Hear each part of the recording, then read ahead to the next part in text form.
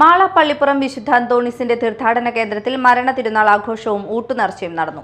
പ്രസിദ്ധേന്തി വാഴ്ച, ദിവ്യബലി, വചനപ്രഘോഷണം, ആരാധന, ദിവ്യകാരുണ്യ പ്രദക്ഷിണം എന്നിവ നടന്നു. ചടങ്ങുകൾക്ക് ഫാദർ നെൽസൺ ജോസ് മുഖ്യ കാർമ്മികത്വം വഹിച്ചു.